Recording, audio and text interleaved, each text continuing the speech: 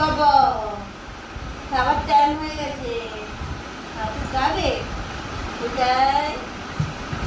কোথায় কোথায় আমার ইন্দ্রাটি যে কোথায়? এই যে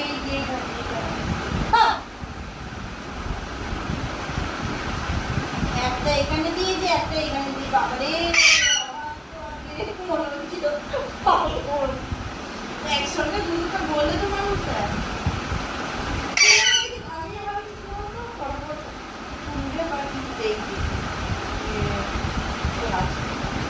ওমা পক করে ঢুকিয়ে দেবে।